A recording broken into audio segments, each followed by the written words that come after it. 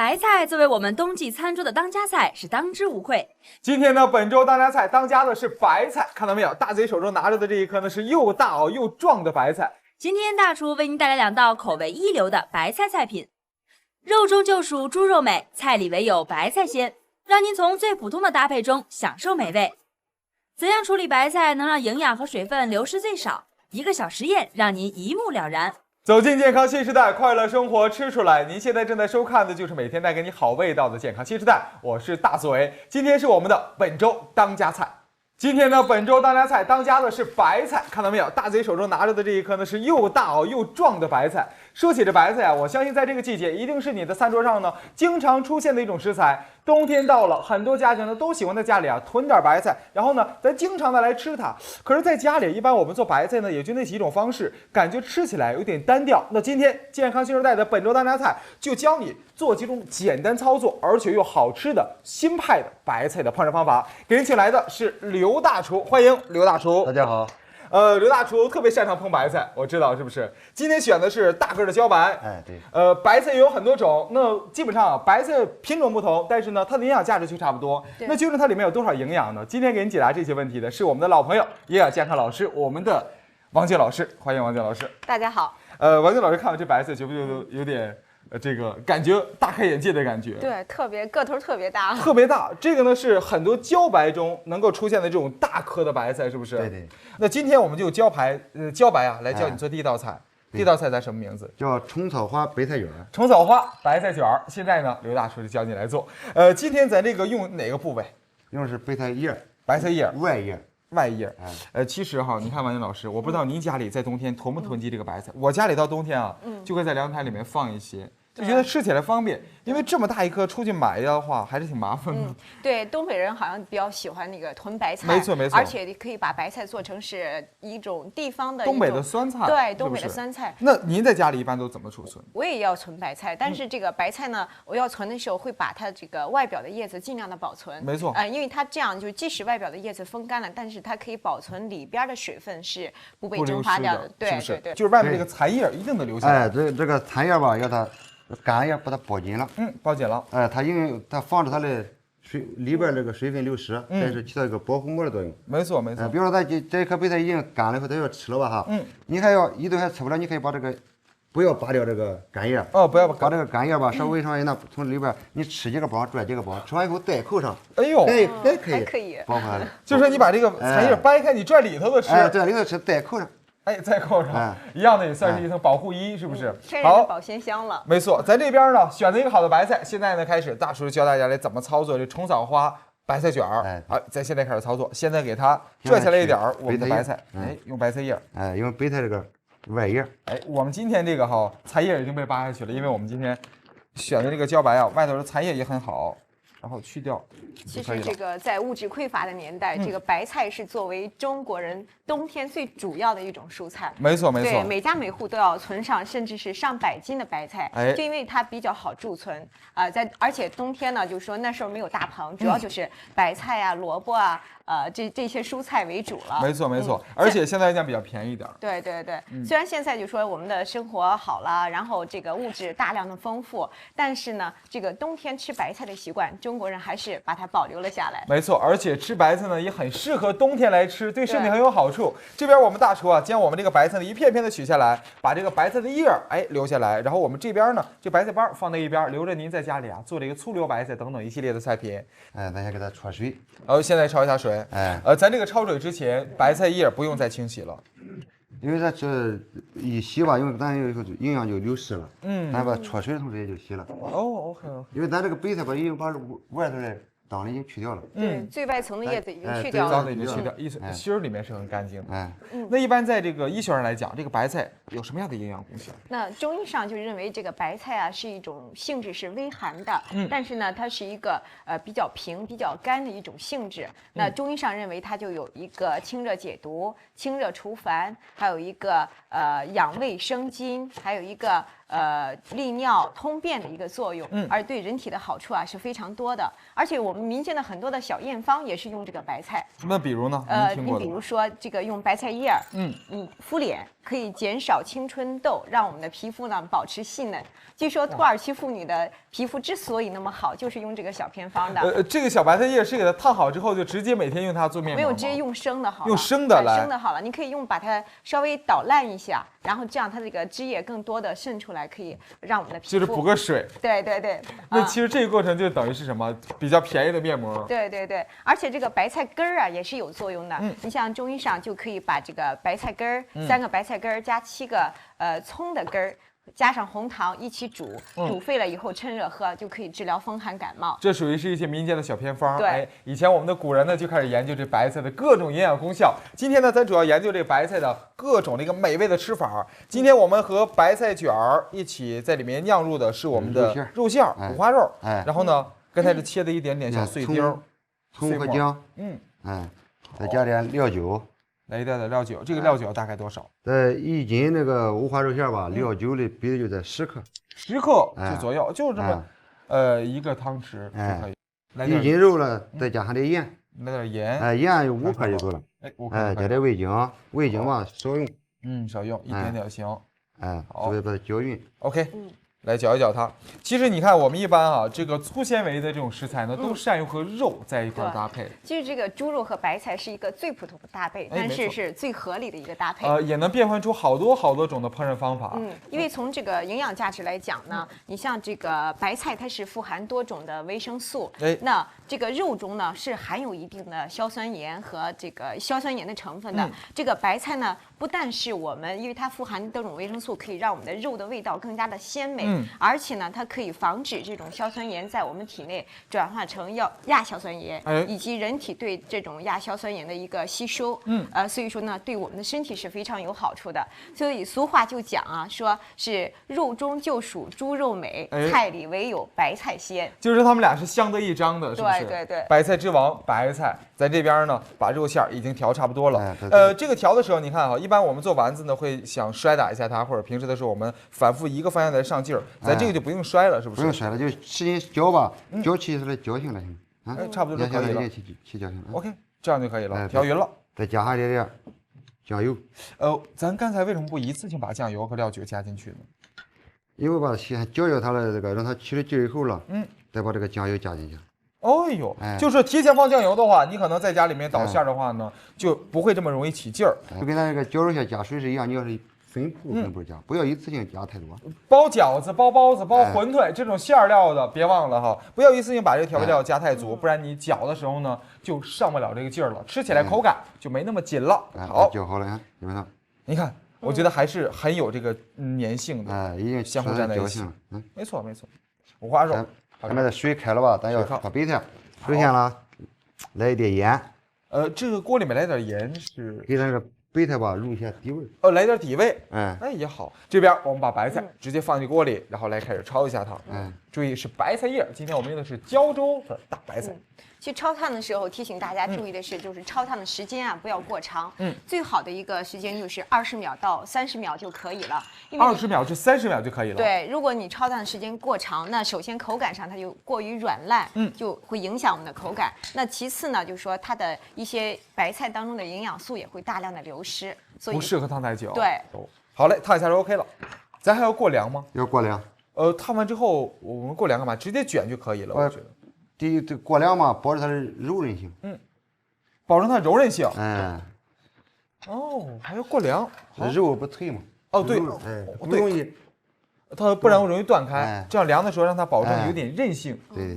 OK， 我们可以再包起来。好，把这边先拔着哈。烫过好的白菜立刻呢就变蔫了，但是呢，我们经过凉水这么一拔，还能那么挺实一点点。你在卷的时候呢，就更利于你来操作了。对。我觉得这白菜卷啊，这道菜精髓就在这儿了，大家都看好了。如果说你在家里不会卷的话，还真是个问题。我刚才想，您这个拽的时候哈，这个白菜那个形状呢，有点这个参差不齐的，没想到烫完之后呢，还真是一个平面。还不错。不好了。不齐的一些边角去掉。好。OK， 我们的肉馅儿。现在就要卷进去了。来点肉馅儿。卷这个吧哈。你这个肉馅儿不要等一下把这个杯子抻好啊不要说是这么放肉馅，这么放，对一个角放在一个角儿。哎，为什么要放在一个角？咱直接放中间一卷，不是更容易？因为咱卷的时候吧，咱要把它两头给它堵住。两头堵住，就跟我们平时的时候包春卷是一个道理，或者是说我们平时的时候卷这种卷饼差不多。卷到两头一会儿，哎，两头一搭，哎，真是个春卷啊！因为防止它的这个肉馅的营养，哎，没错，流失掉，对，没错。现在呢，我们的白菜卷都已经卷好了，接下来我放入盘子之中，准备给它蒸一下。那大概多长时间？这个大概就在8到10分钟。8到10分钟左右，等我们的白菜卷里面那个肉好了之后，再出锅。现在我们锅中的白菜卷呢，还需要1分多钟的时间才能出锅。这个时间呢，我们烫一下虫草花，因为一会儿呢我们要调一个汁儿。好，虫草花，给它烫一下。这个最近几年很流行虫草花，对，因为这个虫草花当中呢含有叫虫草素，它跟那个我们所说的冬虫夏草啊，它那种名贵的药材，对，名贵的中药材，它里边的酶类是非常的类似的，但是呢，它的只是含量要低一些，但是价格要是冬虫夏草的几十分之一。哇，就是说很便宜，但是呢也能有一些这个冬虫夏草的一些营养在。这边呢，每次处理它都要烫一下，但也不能烫太久，轻轻烫一下水就可以了。好嘞，给它卷好了。好，出锅。这个白菜，你看每次蒸的时候都会被蒸出来一些水。对，但这个水啊，你千万不要把它浪费掉，因为这个它的渗出的这些汁液当中是白菜的维生素 C 含量最高的。于是我们今天就把这个渗出来的白菜水呢，用来调汁儿。把这个虫草花再放上来。能够闻到一些白菜的香味在。这个颜色也马上亮起来了。没错。春草花呢，平时的时候我们经常会作为点缀，然后在我们的菜品中出现，尤其是一些现在做的羹品，都喜欢在上面淋一点点春草花。对，但其实也多了一分营养，它可以提高人体的一些免疫力，而且可以给这个汁吧调一下味儿，再少放一点点盐行了。一小勺就可以，放点味精，一点点味精，别的就不需要了。好，因为咱要吃它的白菜的原味嘛。没错。好，来点水淀粉下去，不能太多，太多的话就太稠了。哇，立刻比刚才要浓了好多这个汁。好，芡汁已经 OK 了，我们接下来准备淋在我们的白菜卷上。芡汁好以后把它滴上，很棒哦。使我们这白菜表面又恢复了那种光泽。之前蒸的时候呢，可能白菜都已经发蔫了，但是呢，淋上一点点芡汁之后，表面上的这个光芒又开始四射了，马上有了油光这种油光锃亮的白菜卷的感觉。好，现在我们的虫草花白菜卷已经上桌了，咱们现在呢为电视机前的好朋友们尝一尝，好不好？来，一起尝一尝。这味道呢，更多的更像吃饺子。但我们今天这饺子皮像什么？是白色的这种味道，是不是？对。感觉很特别这种味道。而且这个白菜还是有一点那种咯吱咯吱、脆生生的感觉，仿佛是走在雪地上，让人有那种很实在，但是有十分惬意的感觉。没错，咯吱咯吱的。而且这个白菜呢，我觉得处理的它那个韧性刚好，还能够咬得住，不像说一咬的话呢就立刻粉掉了。这个恰巧是胶州白菜的一种特质，是不是？这就是咱胶州白菜特点。想吃这么好吃的白菜卷，一定得记住选择胶州白菜。而且刚才我们刘大厨带来这个烹饪方法，你一定得记住。感谢我们的圣思特橱柜，感谢日本凯德堡的陶锅，以及秀智庄园提供的有机食品，以及我们的胡姬花古法小炸花生油的支持。一会儿呢，我们的刘大厨给您带来第2道用白菜做的菜品了，什么名字？提前透露一下，叫栗子大虾烧白菜。栗子大虾烧白菜。栗子、大虾还有白菜，这属于是传统鲁菜，又来了个创新。怎么个创新法？一会儿刘大厨告诉你。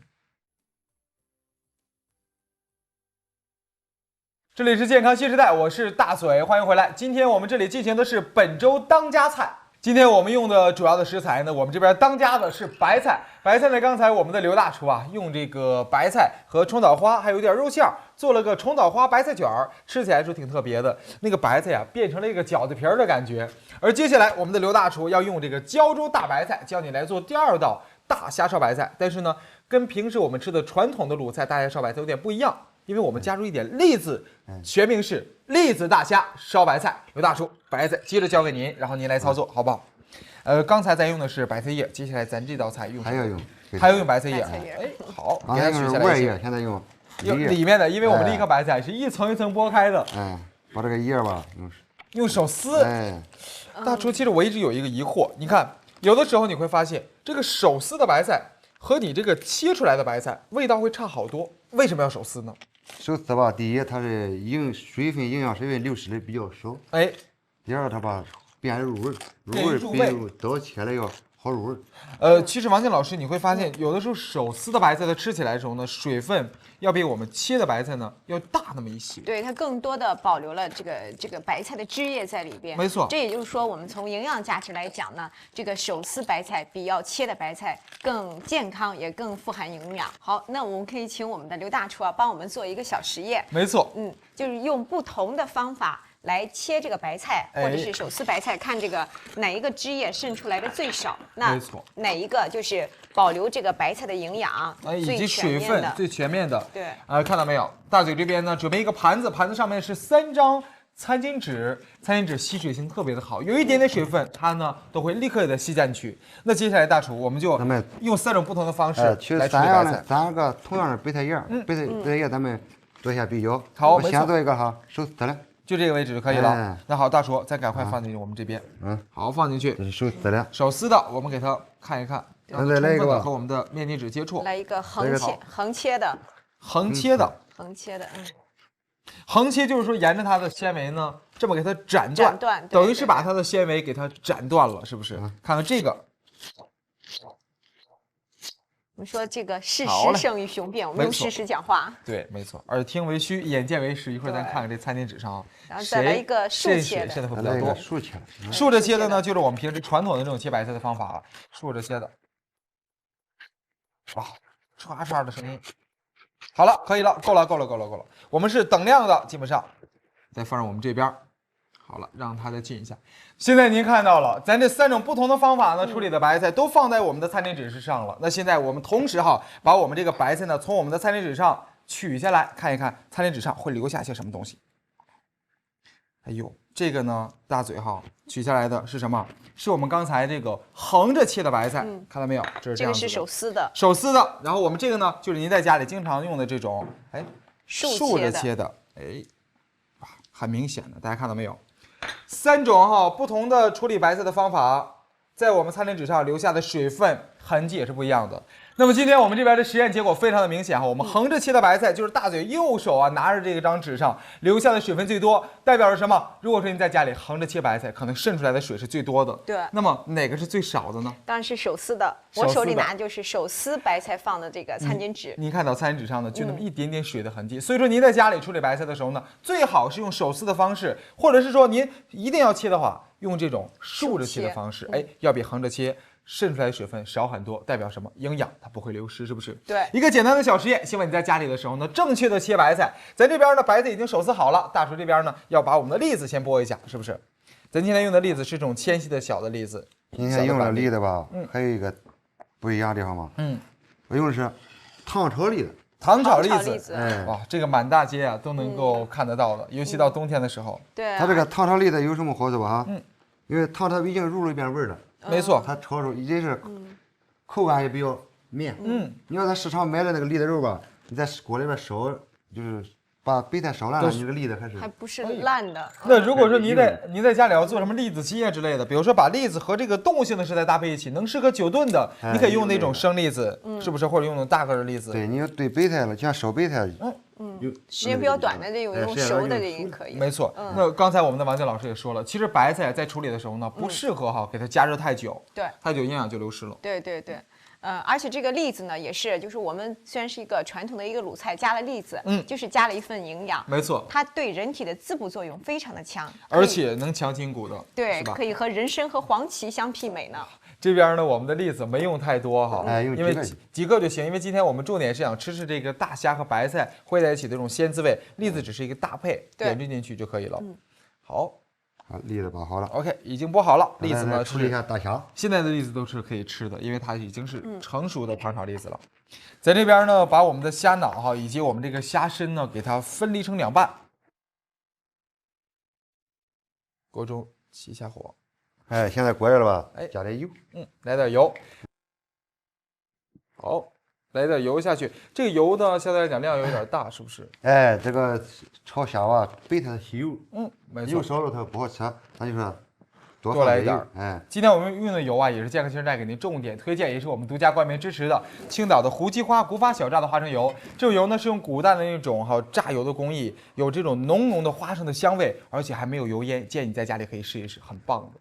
好，这边我们去除虾脑，去虾脑，哎，把虾脑在这了，哎，取出来，给它轻力扒开之后，然后直接把这虾脑挤出来，哎，挤在油里边炒。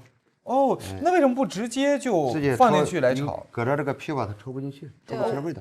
哦，给它挤出来，其实很容易，把这个虾脑呢，给它轻轻这么一掰开，用指甲这么一挤，啪的一下，虾油就出来了。你看这个虾脑和我们这个油烩在一起的时候呢，颜色一下子变得有点红了。哎，这个炒这个吧，火不能太大了。火大了吧，这个虾脑还没炒好，它就糊了。哎，糊了就出不来那个味道了，发黑颜色。没错。你看我们这个油啊，经过跟这个虾脑一起来炒呢，就会慢慢变得有点红润。这个就是炒虾油的过程。哎，有一些虾的香味出来了。哎，这时候再加点姜片。哎。其实有的时候我在想，大厨，有的时候我们在操作的时候呢，会用这个葱姜蒜的末，有的时候会用片，有的时候会用条，这个有要求吗？做这道菜的话，用末可不可以？用末不好。那有什么技巧在吗？用末吧，你看咱这个都是大块的，你要用末吧，它很烂。再说哈，跟那个虾一块炒吧，它容易先糊了就，它小的时候。哦，先糊了，容易糊掉。这个虾还没炒好，它就糊了。那咱在家里应该掌握一个技巧，比如说呢，您在家里需要炒的时候呢，炒很大火力的，不适合太小的这种葱姜蒜。炒青菜的时候的哈，可以放末，因为青菜它也就几下就出来了。好，下白菜。现在我们把白菜放入锅中，这时候火力是什么程度呢？是大火吗？现在要火稍微大点，火稍微大一点，开始正式的来烧我们的白菜。其实说到这个白菜，刚才老师也说了，它很适合冬天来吃，而且呢有一些粗纤维在。那还有什么样的营养呢？要不要介绍给大家？白菜的营养很丰富。你像齐白石老先生就把白菜称为是百菜之王。没错。那最重要的呢，第一，它是富含维生素含量非常的高。那维生素呢就可以，维生素 C 呢就可以提高人体的抵抗力和免疫力，而且呢还有一种美容护肤的一个功效。没错。而且呢，现在研究发现，这个白菜当中还有一种微量元素叫做钼元素。哎，对，这个钼元素呢可以防止亚硝酸胺的形成和在人体的一个吸收。所以它就可以起到一个非常好的一个防癌抗癌的一个效果。还能防癌和抗癌，而且呢，白菜有本身的粗纤维，还能够排毒，还排毒养颜。这么说的话，其实你看老百姓家比较常见的、熟悉的食材，白菜居然还有这么多的营养。对。那在这个季节呢，咱就真的想法变着法的来吃这白菜。今天咱这边呢，乍一看就是一个大菜烧白菜。不过呢，我在想，大厨，我们的栗子什么时候下进去啊？栗子白菜炒软了，咱栗子可以放进去。因为它是已经成熟的了，所以说我们不用担心它一会儿能不能入味了。好，这个炒到什么程度是刚刚好的，大厨？好了吧，这个帮了哈，你就这个用铲子不是它不给你挡了，现在一吃帮还是硬的，就是帮会软，现在白菜叶已经熟了。没错，白菜叶熟了，但是我们这个还有一点点白菜的筋，这筋还得再炒一会儿，添点火。其实很多人都知道这个白菜，因为那么多的营养，好像对老年人、对女人都特别好。其实小孩子多吃点白菜也是不错的。但是小孩子往往不爱吃白菜。但是这个白菜啊，它的锌的含量也是很高的，它要比蛋类或者是肉类的含量锌含量更高。所以说很多小孩子说缺锌啊，不愿意吃饭啊，不聪明啊，多吃点白菜。吃点白菜就等于是给自己食补了，是不是？好了，咱现在开始调味儿。来点盐，来一点点盐。盐就1勺就可以了。盐咱这个勺比较小的5克左右。来到2勺。来味精。好，来一丁点。这个白糖嘛，少来一点点行，因为咱栗子里边吧，它含甜。没错，白菜的胶州白菜本身就有点回甜的味道。咱栗子也是甜的。没错，栗子本身也是甜的。放上盐以后吧，它接着就这个汁儿就下来了。因为咱这个盐嘛，不能放太多了，放太多了。白菜的水分它白菜水分全部给你杀。没错，杀开了。好，现在我们的锅里能闻到一些这个虾的鲜的味道。我觉得白菜应该也能吸收进来这个虾的那种鲜的感觉。可能在这个胶东一带啊，人们呢吃这道菜呢是比较家常的，那第二机前，很多其他地区的朋友可能吃这道菜的机会就比较少。那今天教你来做，希望在这个冬天你好好的享受栗子大虾烧白菜。好，差不多了，我觉得大厨差不多是不是好了。好，我们这边咱这个香菜用的是香菜的段儿，哎，香菜段儿，来一点点下去，再来回翻炒一下，我们的栗子大虾烧白菜马上就要出锅喽。好了，好嘞，家常小菜。看到大厨哈忙碌了一番，我们现在这个里面这个颜色都已经很红亮了。我这感觉哈，这种红亮的颜色恰巧是大虾能够赋予白菜的。如果没有大虾之前炒的虾油，可能说不会出来这么红亮的颜色。对，而因为有栗子，一会儿吃起来的时候，肯定哈还会凸显出来一点点白菜的那个甜的味道。好，放入我们的盘子中，很勾人食欲啊，很暖和的一道菜。来，赶快！冬天到了，在暖和和的屋子里吃一道栗子大虾烧白菜，应该是一个挺乐呵的事儿，是不是？来，大厨一起来尝一尝，来尝一尝。我觉得这个手撕白菜里面的水分还有在，哎，对，而吃起来的时候呢，最爽的，是不是？虾香味很浓。没错没错。其实我觉得这道菜哈，这个大虾的味道真的能够很好的渗透到白菜里面去。它因为它要炒虾油了嘛，炒虾油这虾味道全部炒到油里了，油渗到白菜里边，